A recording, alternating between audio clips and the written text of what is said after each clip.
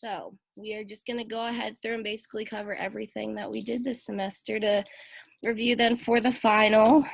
So we'll do some questions throughout, like as we go through the different topics and whatnot, so we can just answer those throughout. So remember, initially we started talking about different types of variables in terms of how they relate to each other. So we have our explanatory and our response variables. The explanatory variables are independent and they explain the differences in the response variable. So the response variable is dependent upon that explanatory variable. That means that if something changes in the response in the explanatory variable, then the response variable will also change. But the opposite, since the explanatory variable is independent, something changes in the response, that's not going to affect the explanatory variable.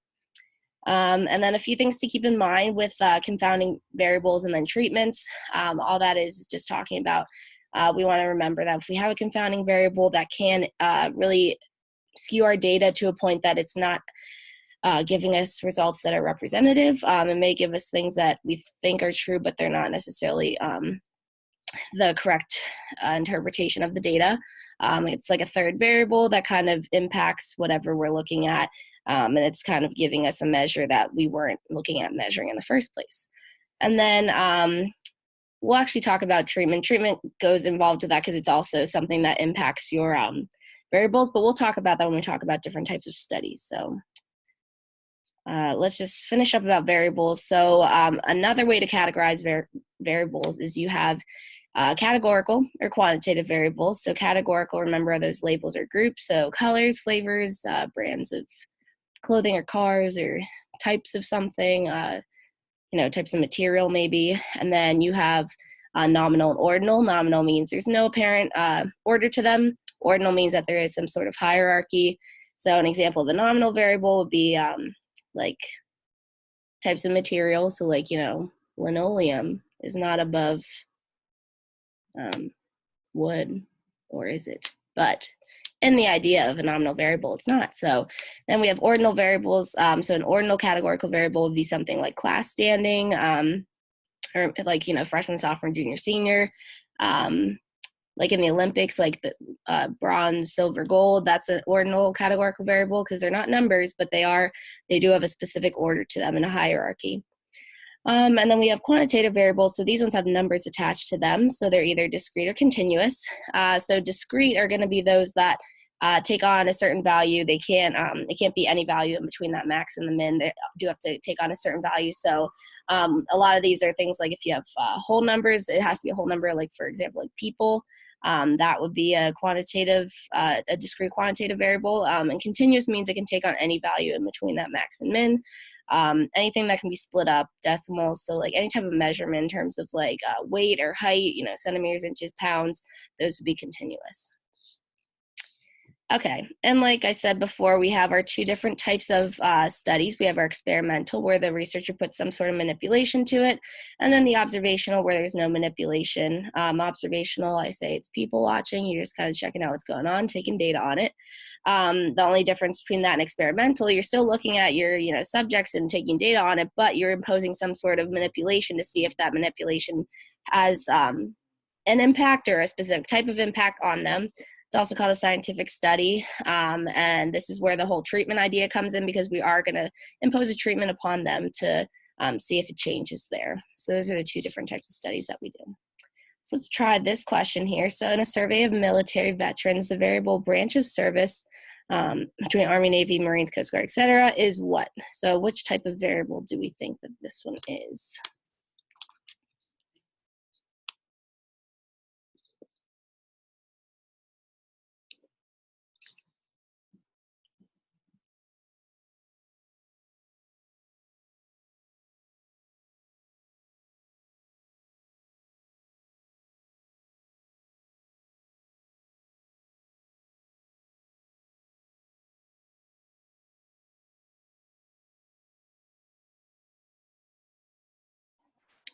Yay, good job. Yeah, so where's my little pen? Yes, so our answer here is going to be A. Found my pen. So if we're looking at this in terms of, what I always check first is what type of variable it is. In this case, we would have ended up we didn't really have to go much further, but we know it is a categorical variable because these are different categories. If we were to go in terms of, breaking down a little bit more, this would be a nominal because there's no hierarchy to it. I'm sure there's actually someone thinks there is or whatever. I'm not sure. I'm not very well versed in that stuff. But for purposes of this, there's no order to this. You can put them in any order. So that's another way to look at it too. But it's neither of these, obviously, because it is not quantitative. So good job. Our answer is A. All right. So we have reliability. And reliability is just talking about consistency. And it's just saying that if you were to do a study, you would want to get the same results over and over and over again, because that's showing that it's reliable. It shows that your sample is, giving you reliable results because it's consistent. And if you have a small sample size, you're going to get low reliability, which means it's probably going to be more variable. So that's why we always talk about you want to have that large sample size in order for it to be representative of that population there. And your margin of error is going to be 1 divided by square root of n. So that's going to have the inverse relationship with sample size.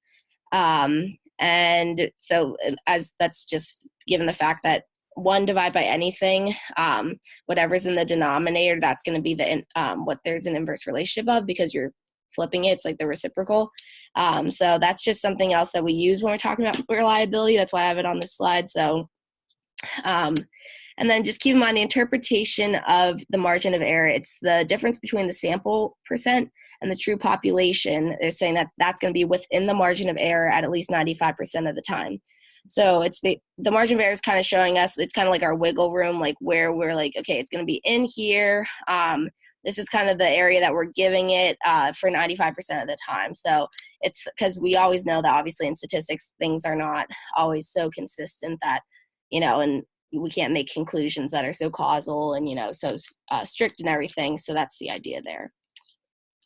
Okay, so let's try this one. So a random sample of 1,000 residents in Montana, a population of 1 million, is taken to estimate the percentage of adults in that state who do not have cell phone service. A similar survey of 1,000 adult residents is conducted using the same methodology in California, which has a population of 39 million. So comparing the two polls, what would we find? So this seems to be a tricky question, so that's why I want to use it. So let me know what you guys think the answer is for this, and we'll review it then together.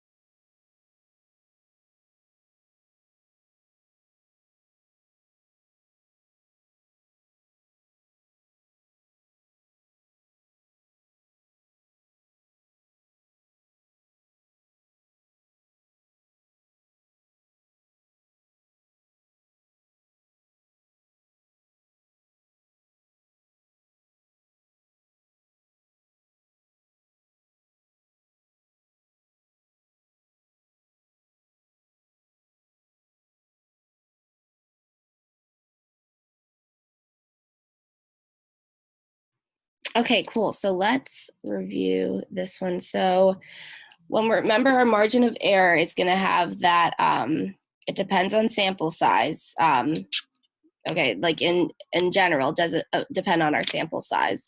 But the size of the population doesn't necessarily matter. So remember, so our margin of error does have that that inverse relationship with sample size. So for example, if this goes up, that means that we had a smaller margin of error, okay?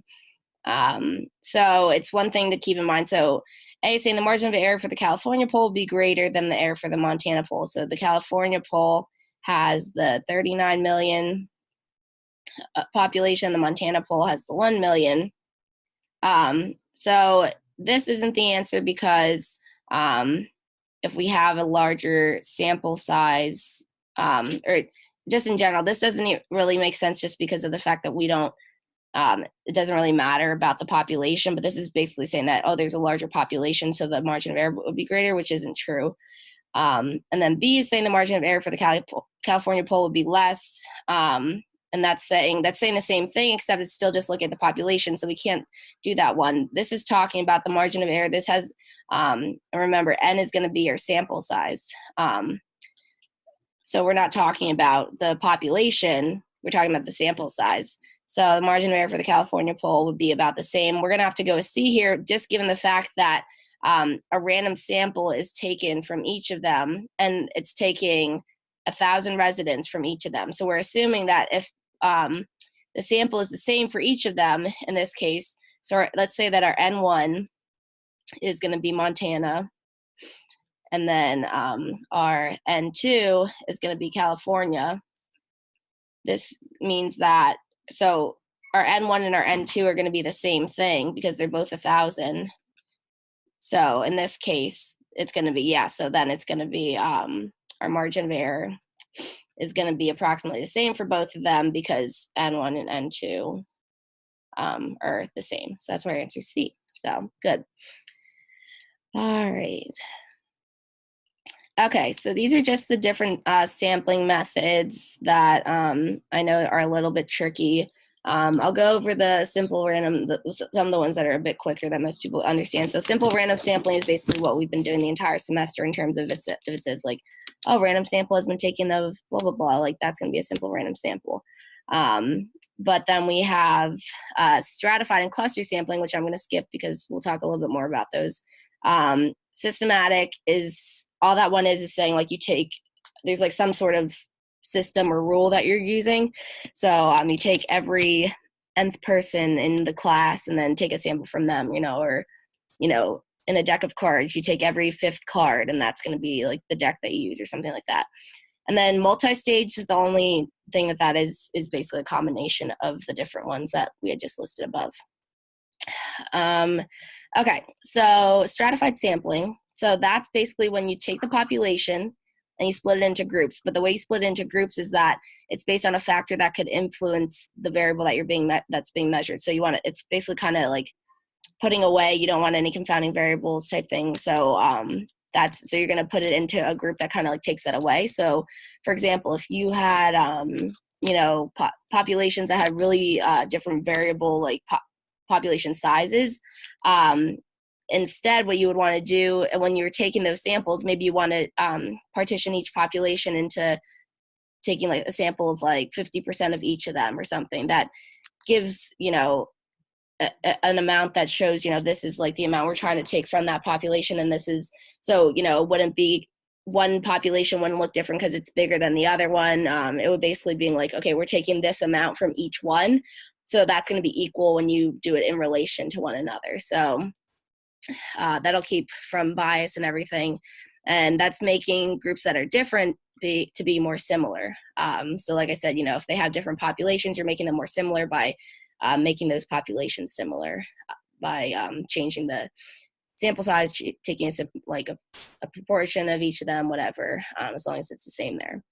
So the way we describe stratify is we're dividing homogeneous strata. So those are like your the different strata that you take. So those are the ones that they're going to have the same in each, and then take a simple random sample from each, and then and then take all these samples to create your sample. So then basically you have a little representative piece of each population in there. You don't have too much of one, too much of another. They're all being represented in that population or in that sample that you got. And then that's going to be your new sample. So it's as if you were to take like a simple random sample of the entire thing, but instead of, having the possibility of taking like a random sample of 500, but you have a population of 2 and a population of like 1,000, you're probably going to get a bunch from 1,000, it's something like that.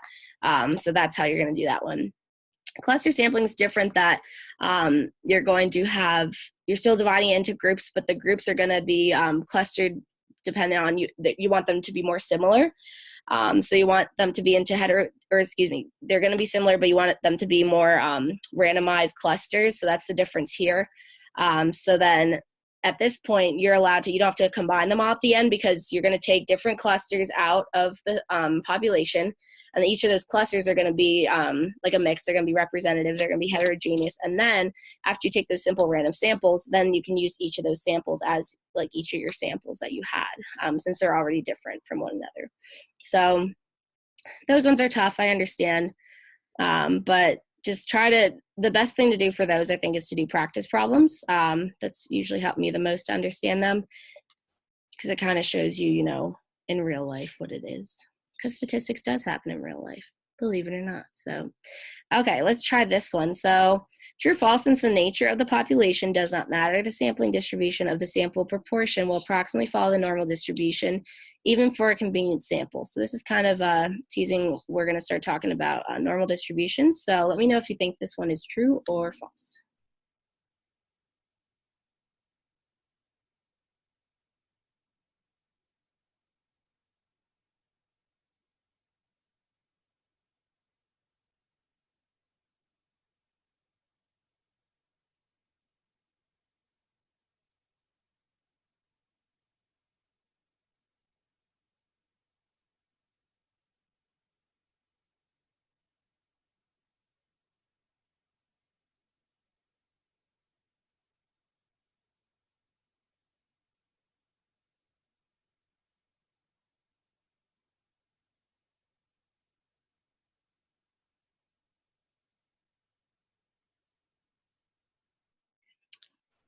Okay, so if we go through this, so since the nature of the let me get my thing.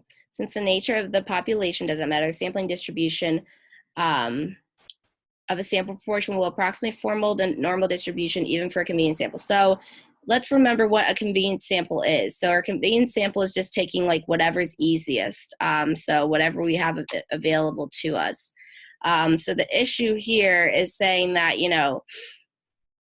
when we have a convenient sample, there's no telling if that's going to be representative of our population or not, because you're taking what you have available to you. So if you're trying to figure out, something about all Penn State students, but excuse me, but you take an example of, or like you take a sample of like everyone just in your class at that moment, that's going to be, probably not representative of all Penn State students. So that's a convenient sample. So we can't necessarily assume that it's going to follow a normal approximation for a convenient sample. So it's going to be false for this one. But the idea of it following a normal distribution is true in terms of the fact that, like, even if it was, as long as you take like a large enough sample size, even if it's skewed, that's something that you might have been thinking about too. But yeah, you want to make sure that your sampling distribution is going to come from a randomized sample with a large enough sample in order for it to follow that normal approximation. But other than that, but we do want to keep in mind that when we have these convenience samples or like voluntary samples, those are going to be ones that aren't always going to be true. We can't always assume that that's going to be a normal distribution. So does that make sense? Cool. All right. All right, so let's just review quickly some measurement data displays. I won't go too in depth. I think we understand these pretty well. So we just have our histograms and dot plots just showing the frequency of quantitative variables. So here on our x-axis, we're showing the frequency of an age. And the dot plot is very generic, telling us that we're showing the frequency of a value. So that's all it is, just talking about quantitative data. So do keep that in mind, that measurement data displays, we talk about quantitative. And then if we go to here, this is talking about the different skews of our data. So if we were to, because we always talk about our sampling distributions and what the shape of them is. So here's our example of having symmetrical data.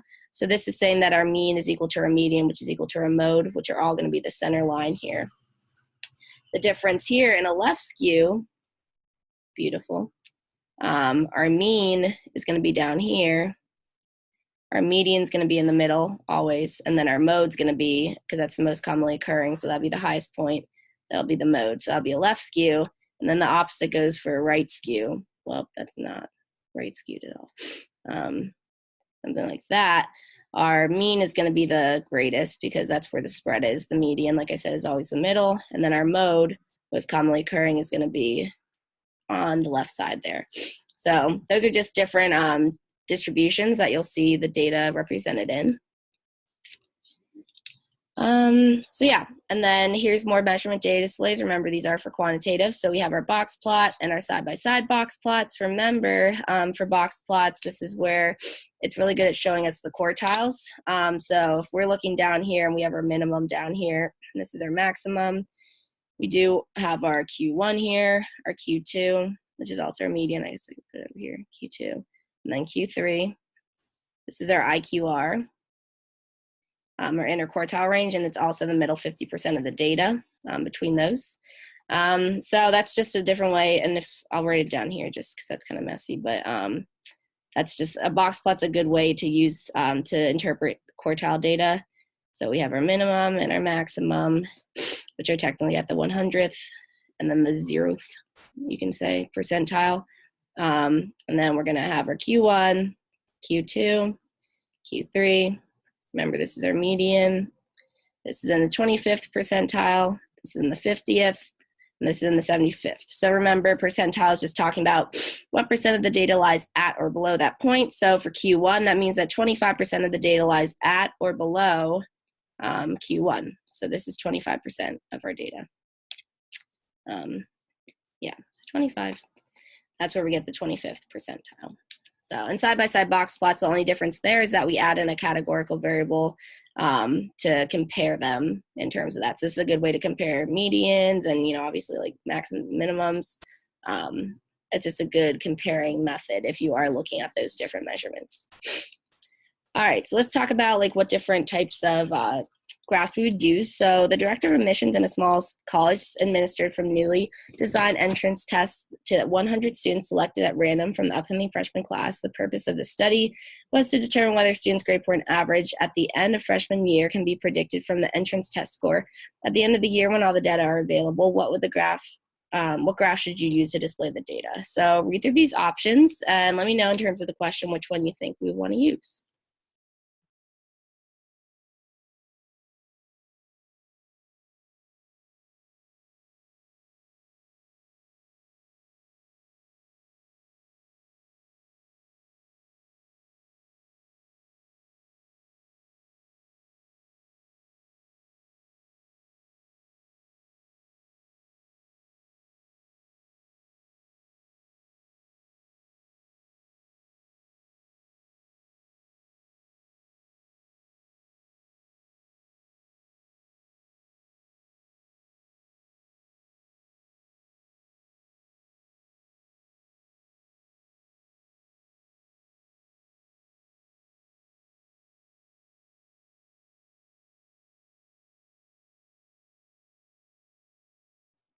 Okay, good. So yeah, we're definitely going to want to use a scatter plot here because we are trying to find, it looks like they're trying to find like a correlation between these. So the grade point average and then the entrance test score. So, but we do want to make sure that we remember that our explanatory variable, so we know it's not A or B because that's not what we're looking for. So we do want it to be a scatter plot. But we want to find that your explanatory variable is on the x-axis. So I always remember because like explanatory.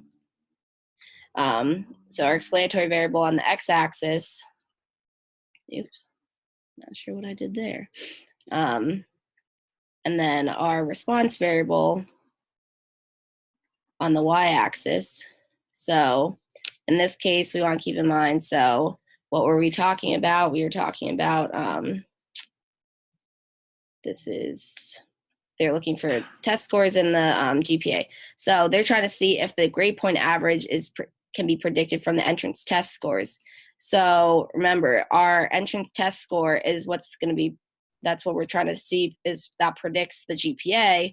So this is the entrance scores, because this is like before they're saying if these entrance scores are going to predict the GPA, Okay, so GPA is a response variable because it's being affected by the entrance scores.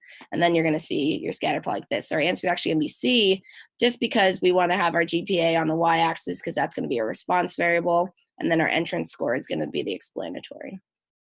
Does that make sense? Cool. All right. Okay, standard scores, all this is talking about taking, when you have, a bunch of different data, taking that and moving from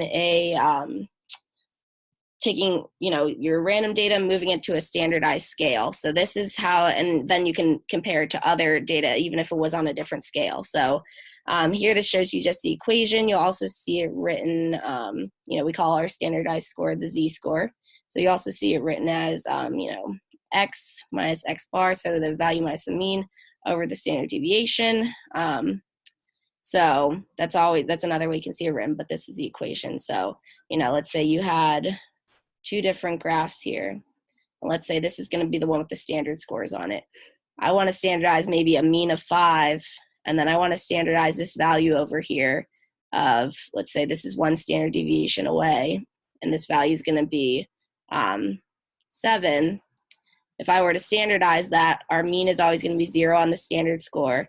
And then that's 7. If it's 1 standard deviation away, it's just going to be 1 instead of 7 because it went over 2, but 2 is, so standard deviation is equal to 2. So 1 standard deviation over, you add 2, but 1 standard deviation here on this, because the standard deviation is 1, is just going to be 1. So that's standardizing it. So 5 was standardized to 0, and then 7 was standardized to 1. So that's just a way to look at it. And the empirical rule applies that same idea. All the empirical rule is just showing you is basically the percent of the data that lies, at these different points. So we have our mean of plus or minus 1. That's 68% of our data. So that's saying that underneath this curve, this is 68% of all the data we have if we were to display our data. And then same thing goes for, plus or minus 2. That's where we usually use our 95% confidence interval. If you guys remember, that's where we often have that because it's between plus or minus 2 standard deviations. And that would be if we were to standardize it, we would find out that's it. So remember, for the empirical rule, we are working off of a graph that has standard deviation of 1 and a mean of 0, which, as you can see here, that's what we're getting. So yeah, that's the empirical rule. I love it. I think it's fun. So correlation is similar to the things that we see on scatter plots. So it's a single number that's talking about basically the strength and direction of 2 different variables. So these are going to be quantitative, and correlation of 0 means that there's no relationship whatsoever. Correlation of 1 or negative 1 indicates a perfect relationship, but it's either a perfect positive or perfect negative relationship. So correlation of 1 positively, well, now you can't see that, is going to be like that, like a straight line, and then negatively it's going to be like that because it wants to be from left to right. So that's what correlation is.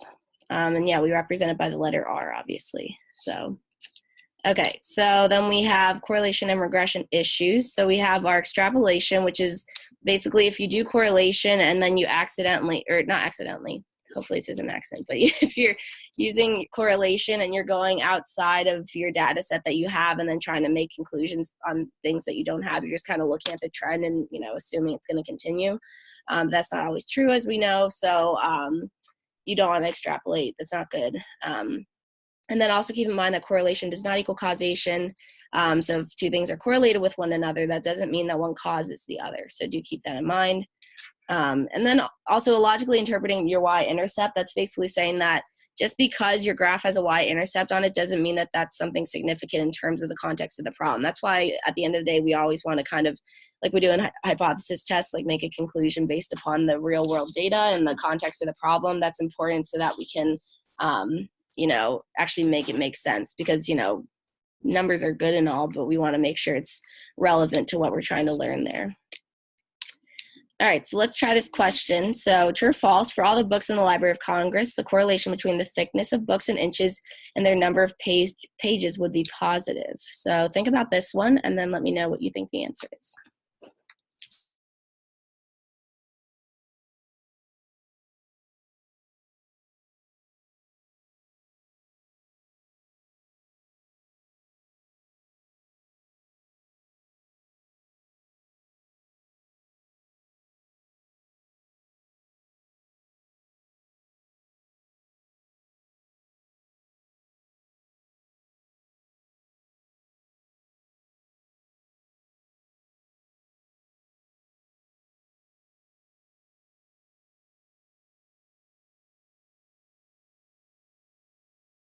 Good job. Yes, our answer here is definitely going to be true, because this is basically saying that as the number of pages goes up, then also the thickness is going to go up.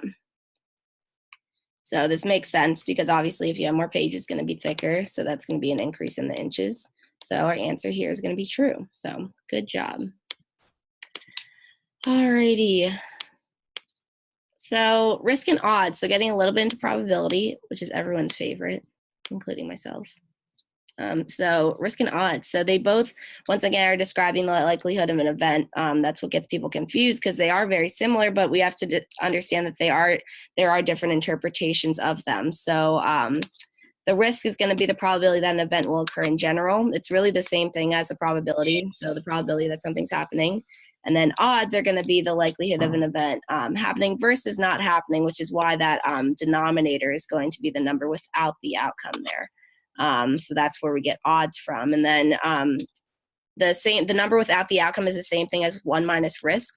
So that is why we have odds down there as that value. So keep that in mind.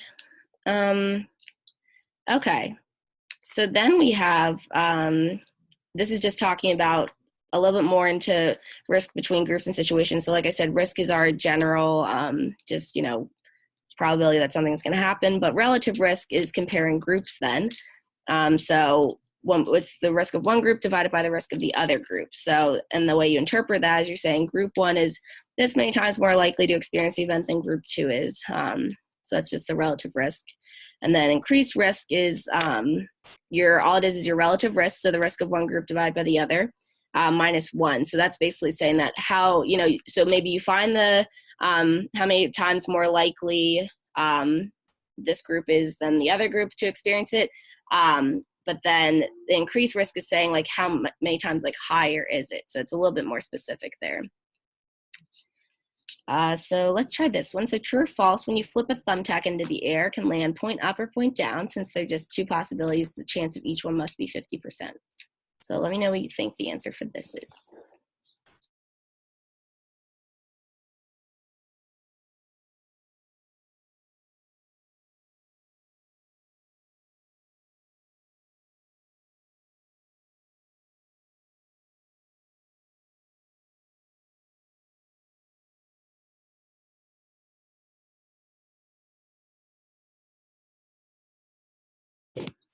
All right, cool. So this is, yep, good job. So our answer here is going to be false.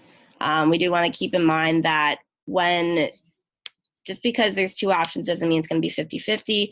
There's other variables that are kept in mind here. So for example, a thumbtack obviously, looks something, it looks like a volcano. All right, just kidding. So so close, right? They a little boop. Now it looks like a volcano on a stick. Okay, so yeah, so this is just the this is good. This is the end of the semester. It looks like, there's obviously probably more chance it's going to land on this side because it's heavier, it's weighted differently. So that's why, it's not a 50-50 chance for that thumbtack. Unless you get like a thumbtack that looks like a cylinder. I don't know what I'm doing. All right, let's clear this and move on. All right, boop. So, expected value. I know it really has been. I know, and then I'll do stat 200 after this and just keep talking about stat. I love it. So expected value, that's our long run average. So that's going to be basically if we were to do the study that we're doing over and over and over again, if you had that much time and you were that interested in it, this is basically predicting what would happen. So all you do is your sum of your values times the probability, which makes sense because it's basically saying that you have the probability of getting that value every single time. So if you were to multiply those, that's kind of like what you would expect to get if you did it over and over and over again. And then, adding them up, obviously, for that. So, okay, and then our law of large numbers. This is saying, we talked about this last week or 2 weeks ago. So it's saying that our averages or proportions are going to be more stable when we have more trials. So we have to keep in mind that this doesn't happen by like if you have a bunch of trials, that doesn't mean that like you had a run of bad luck going on or something, because since they're independent from one another, that means like there's not going to be any sort of overlap, or there aren't going to be pieces that kind of impact one another.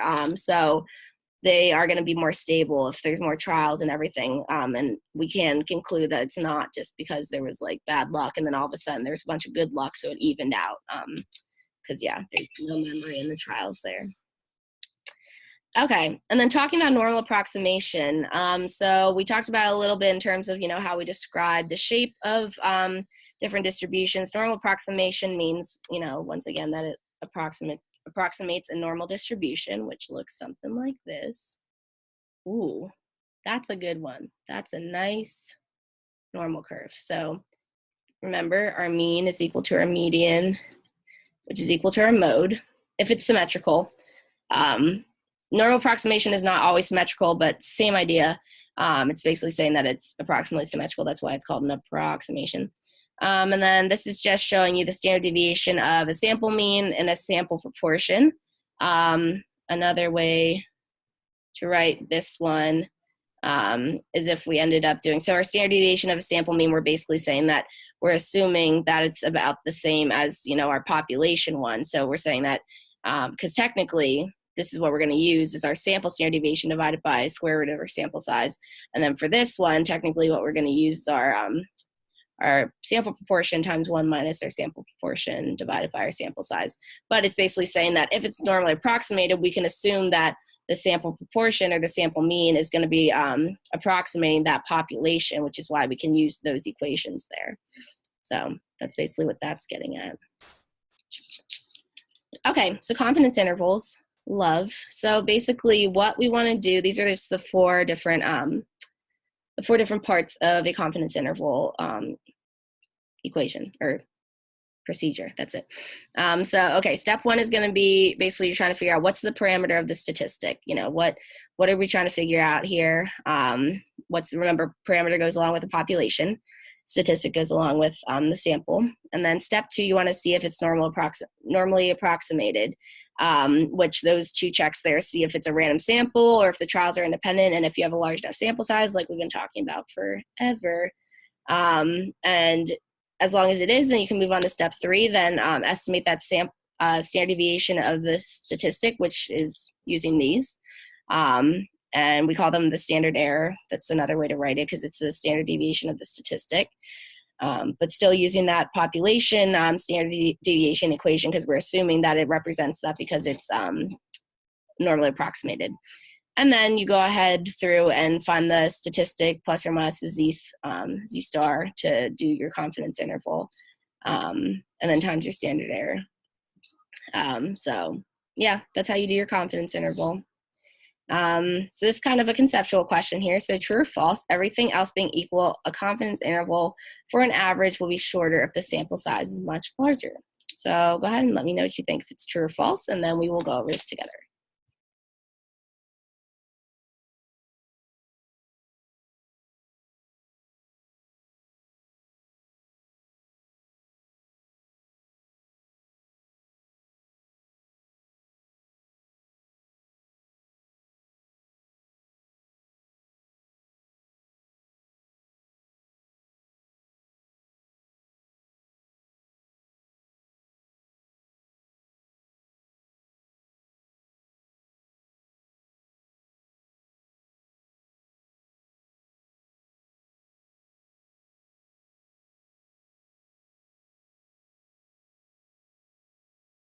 Okay, good. Yeah, so our answer is going to be true. Confident. Don't need a question mark. We want true.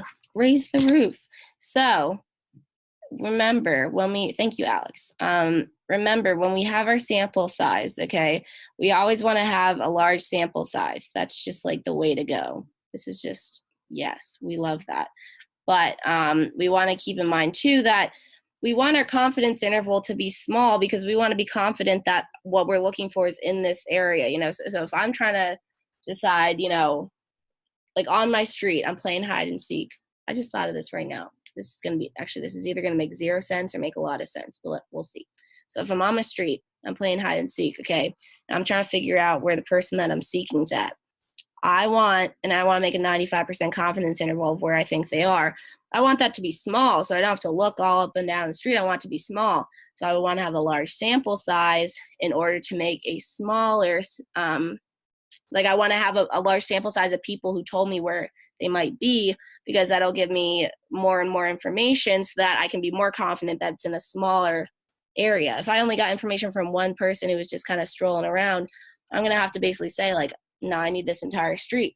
So that's the point being, is that an increase in our sample size gives us a decrease in the width. So that means, I guess I would say more narrow or shorter, whatever. So that is where we get that from. So yeah, our answer, what's our answer? True. Okay, cool. Yes, answer is true. Bless up. All right, does that make sense? Any questions? I don't know if that was a weird, oh, cool, bless. I don't know if that was a weird example to use. I don't know why I said that. I need some more coffee. Okay, let's see. Oh, we're almost done. Don't cry, everyone. It's okay. Okay, so a random sample of 100 college students found that they got an average of 6 hours of sleep the night before their last midterm. Yikes, with a standard deviation of 2 hours. This says that a 95% confidence interval for average hours of sleep for all students before midterm is what? So let me know what you guys think the answer to this one is, and then we will go over it together.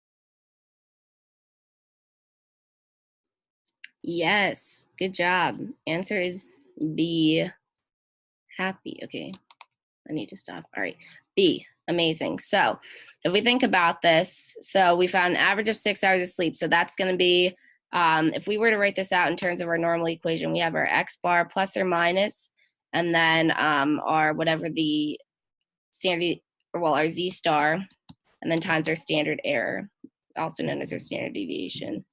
So if we were to plug all these in, we have the 6 hours, which is our sample or point estimate, plus or minus our Z star, and since it's a 95% confidence interval, that's going to be 2.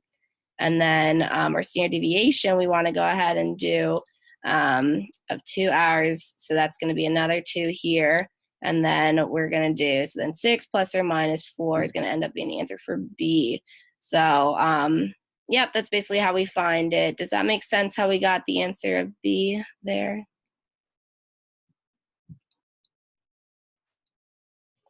Cool, amazing, good job.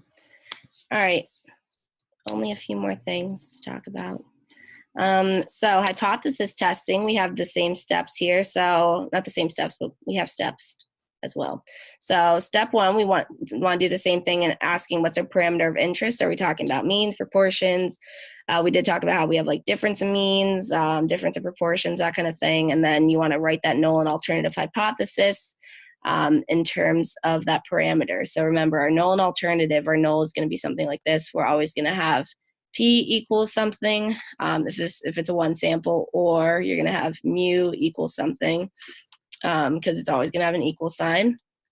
And then our alternative hypothesis, you're going to have P is either greater than or less than or not equal to, and then same thing with mu. So remember, we always are going to use either p or mu because we're talking about the parameter, and these are the different symbols used for parameters. So keep that in mind. Don't let that trip you up.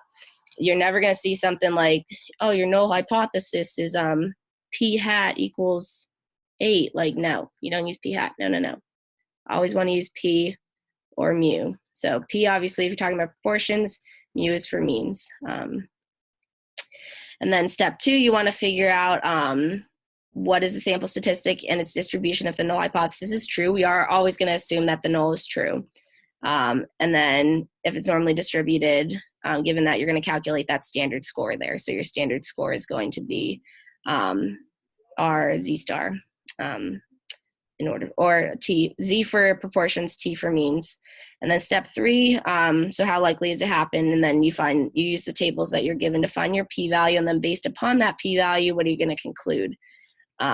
So reject, fail to reject, that kind of thing. So these are the different steps you use here. Remember, the biggest thing, don't ever let it trip you up that you always, if you're writing a hypothesis, you are always going to use either p or mu, nothing else. Don't ever use p hat or x bar when you're writing hypotheses. That's the biggest mistake I see that is made there.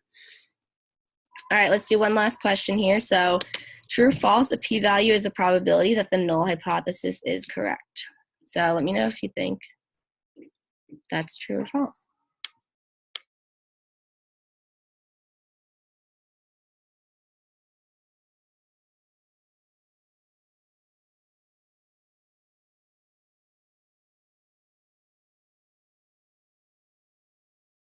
Yes, the confidence. Good job. Yeah, sorry, this is going to be false. Our p-value is always, yes, good. Yep, so our p-value, if we remember, if we have a hypothesis test and whatever, so we have like our mean going on over here, and then we get our value. So let's say that this is like our x bar, this is our value that we got. And let's say it was a right-tailed test. So it's saying that like mu is greater than this value. We would shade in this part, and then that shaded area is going to be the p-value. So that's the probability of us getting this value or one more extreme than that in terms of our alternative hypothesis and what direction it was in. So this is going to be a right-tailed test because it is greater than. So that's why, yeah, so that's our rejection range. So you are correct on that one. So yeah, and we always want to make sure that we're always going to assume that the null is true, which is why we're basically assuming that there's no change, because that's what our null is saying, that there's no change whatsoever. Alternative is saying that there is a change. So the hypothesis, the point of it is to try to prove that there's some sort of change going on. So you're trying to prove that null hypothesis to be wrong. So I think of the null hypothesis as your mom, you know, it's like your mom's always right. So if you're trying to prove her wrong, you're your alternative hypothesis. So that's how you get all that. So that's what you do with the null hypothesis. Okay, so good job. Answer's false. All right. Wow, we just went through the whole semester crying. So sad. So I just messed up the screen, as always. Okay, so you can obviously check out recordings for these on YouTube. And then if you haven't, I think everyone gave me their Penn State email, so thank you for that. And yes, I can do that. It's also on the Review Session Central page where you found probably the link to my Zoom room. There's stuff on there. And then, so if you have any last minute questions, please feel free to let me know.